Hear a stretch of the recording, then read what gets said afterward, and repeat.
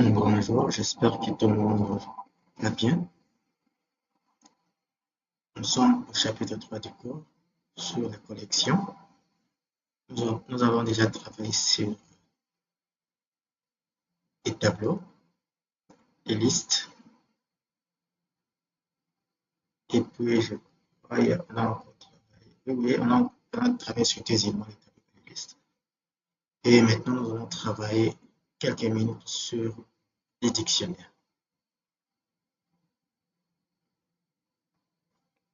On va lancer notre outil Visual Studio.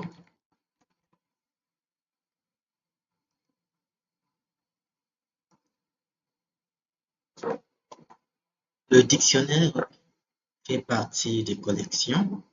Nous avons travaillé avec des tableaux et nous avons travaillé avec des listes. Mais cette fois-ci, les informations qui sont stockées dans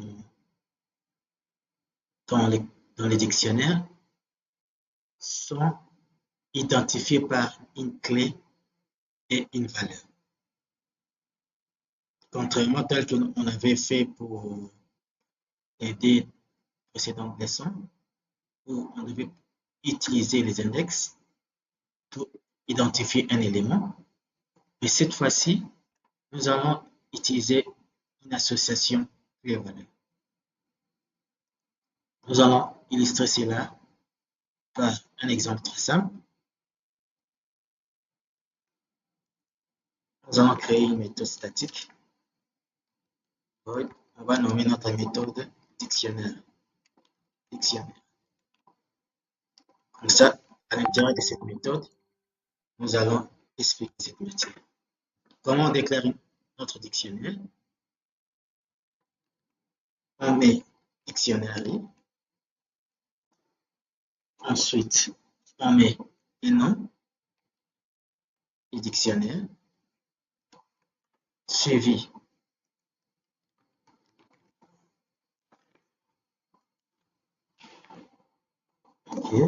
suivi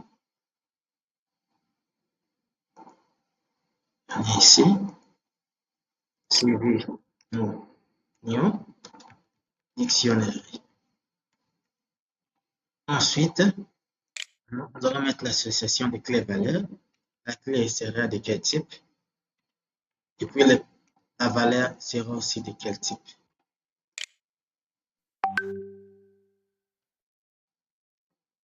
Donc, le type de la clé n'est pas obligatoirement égal au type de la valeur. C'est à vous de déterminer quel sera le type de la clé et quel sera le type de la valeur que nous voulons mettre en place. Nous allons prendre un cas où on va créer un dictionnaire.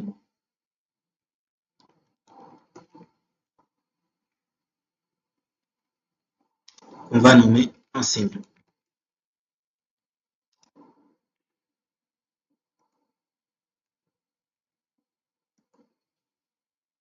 Égal new dictionnaire.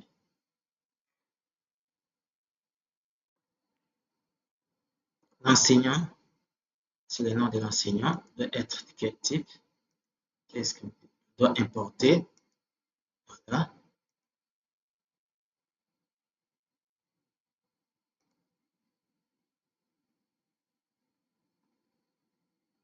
Dictionnaire. Qu'est-ce qu'il manque ici? Connexion générique. Connexion générique ici.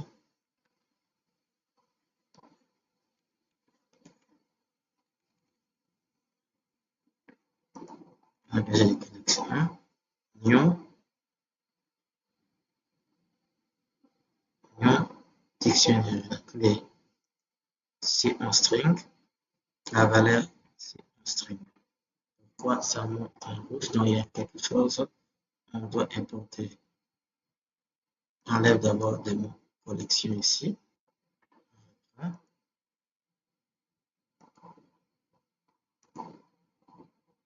String, c'est un problème. On vient ici pour savoir qu'est-ce qui se passe. Générer l'opérateur dictionnaire. Conversion explicite. Dictionnaire, dictionnaire, c'est bien écrit, dictionnaire.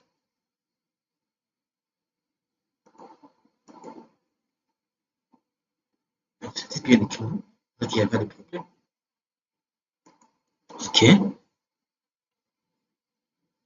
Maintenant, nous allons dire méthode enseignant.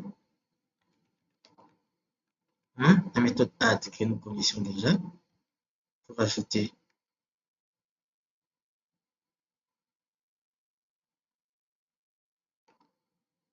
qu'est-ce qu'on va ajouter? La clé, on peut dire, c'est le nom de l'enseignant. On peut dire Massamuna. La valeur, c'est l'intitulé du cours. C'est Sharp.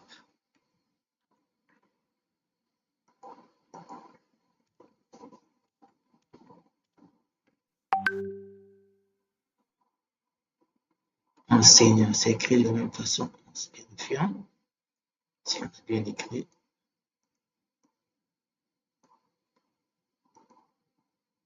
Oh, pourquoi ça donne un rouge? Add, c'est correct.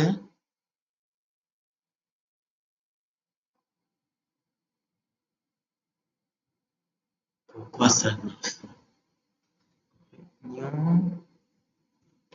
Enseignant. Variable enseignant, c'est ça.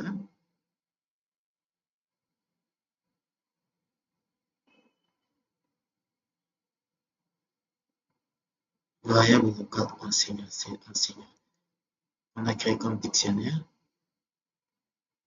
Enseignant. Nous voulons appeler. Qu'est-ce que c'est ici? Enseignant. Point. Pourquoi il parle d'étoile alors que nous sommes pour travailler avec des. On revient ici. On voulait voir ici. Add, vous voyez que même add n'insiste pas. Les problèmes se situent à quel niveau? Lorsqu'on déclare des dictionnaires, déjà ici à côté, on devait déclarer en précisant déjà les types. Comme ça. Là, si nous voulons appeler maintenant, vous voyez que add est visible. Mais si vous ne voulez pas préciser les types, comme ça, depuis, on peut tout simplement dire var. Var, le système comprend que nous voulons créer une variable de type. Le type va dépendre de ce que nous allons initialiser avec le mot-clé new. Donc, soit on garde ce syntaxe, soit on fait dictionnaire.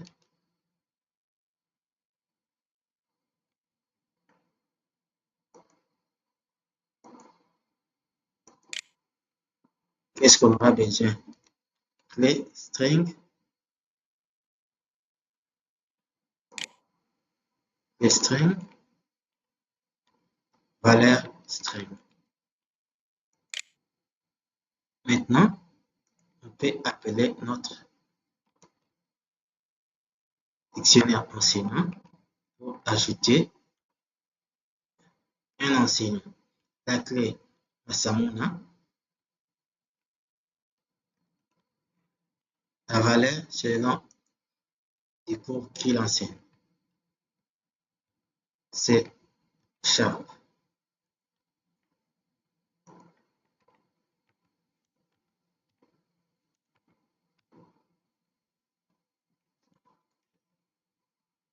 Voilà.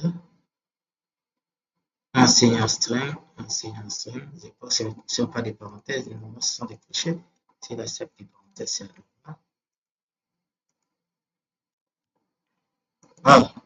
Ah non, c'est moi, je me suis trompé. C'est des parenthèses. C'est une méthode, c'est pas des crochets. Add, c'est une méthode. Une méthode est toujours accompagnée des parenthèses. J'avais mal saisi. Donc, deuxième, enseignant. Add, clé, rectangle.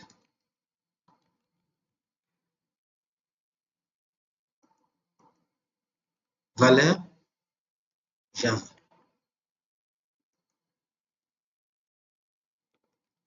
Enseignant, on appelle la méthode add, et puis la clé employeur.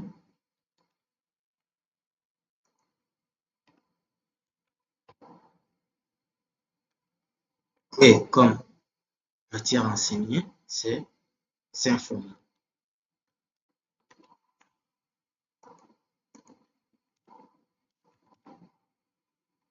Là, nous venons de créer notre dictionnaire qui se nomme enseignant. Maintenant, nous avons aussi la possibilité d'afficher, par exemple, ici, si nous disons console.writeLine,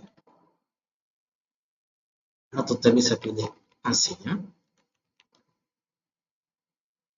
Si nous demandons d'afficher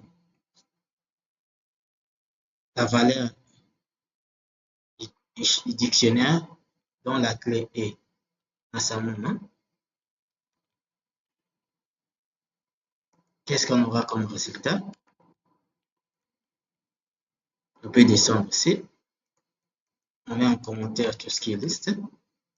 On va demander maintenant qu'on affiche importer de notre matière dictionnaire. On appellera la méthode dictionnaire. Comment j'avais nommé cette méthode? On avait mis des 1.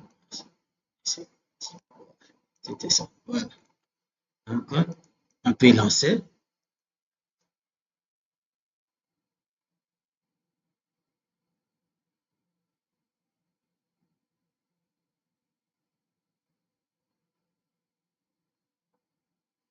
Voilà. Donc, la valeur c'est cherchant. Donc, ça fonctionne. On a aussi la possibilité de parcourir, comme nous le faisons avec des tableaux et des listes, les contenus de notre collection de type dictionnaire. On peut utiliser la boucle for. Nous pouvons aussi utiliser la boucle for each. Comme vous le savez, on a déjà parlé de ça. La boucle for each est propre pour les collections. Donc, je préfère utiliser la boucle for each. On va dire for each. Chaque élément qu'on va récupérer pour nous, cet élément sont de type string.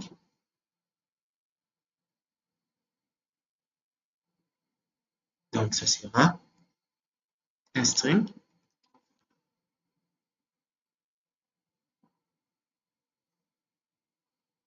qu'on va nommer enseignant.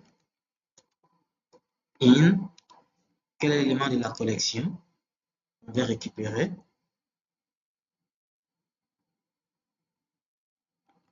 Enseignant. On peut préciser la valeur.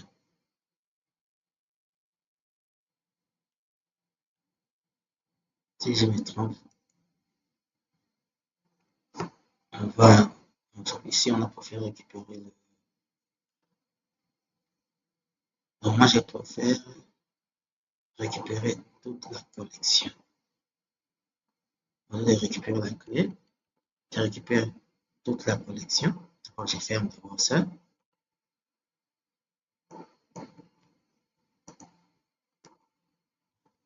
On récupère d'abord toute la collection.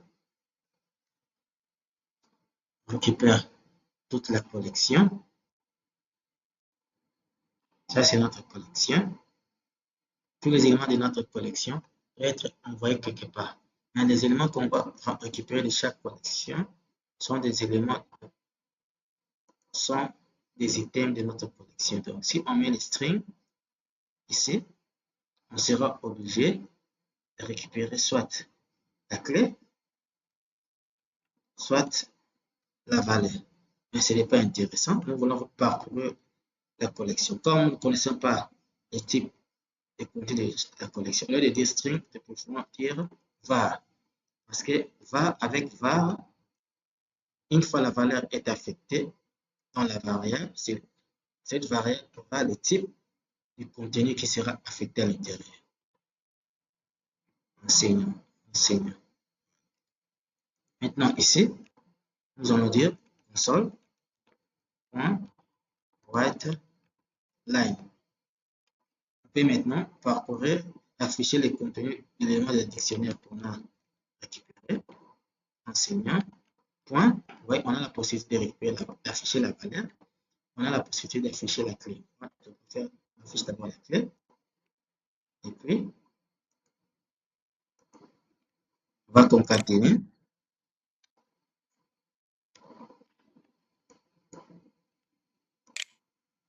Et ensuite,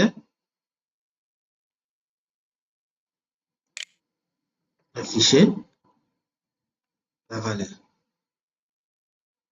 Voilà.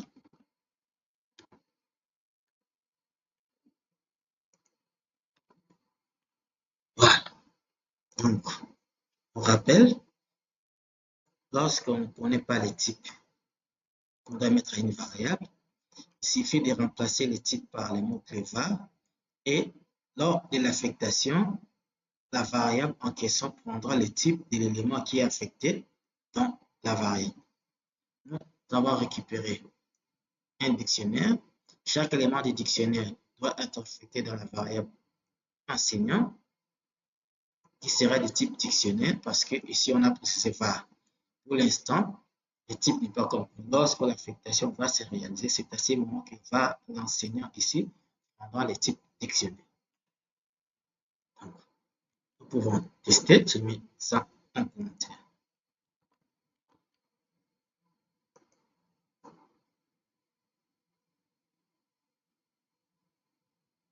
Voilà, ça fonctionne.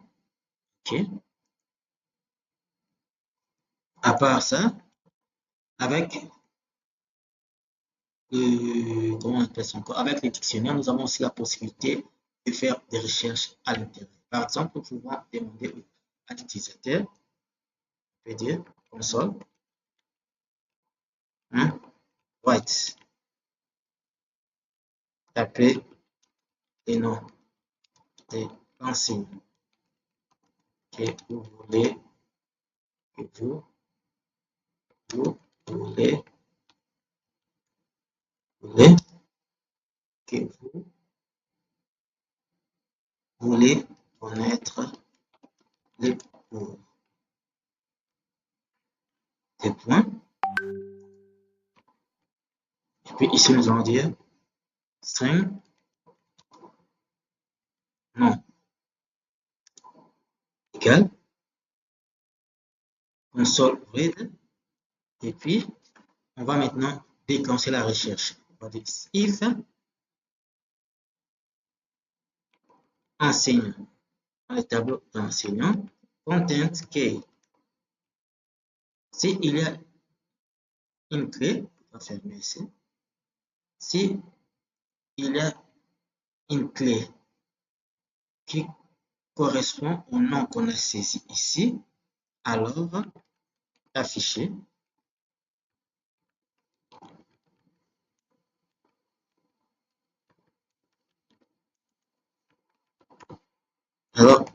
qu'est-ce qu'on doit afficher? Enseignant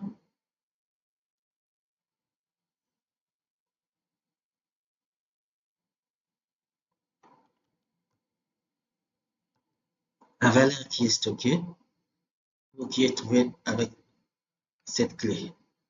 Sinon, afficher console.writeLine. Aucun enseignant trouvé.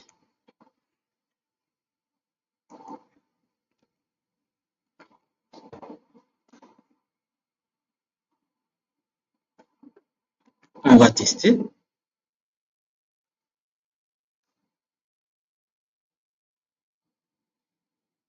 Tapez le enseignant.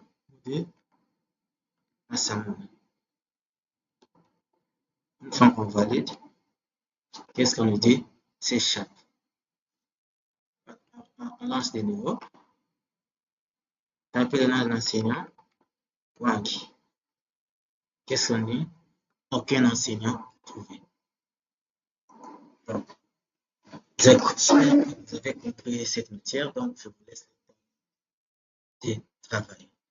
Et on se revoit pour poursuivre notre chapitre sur les collections.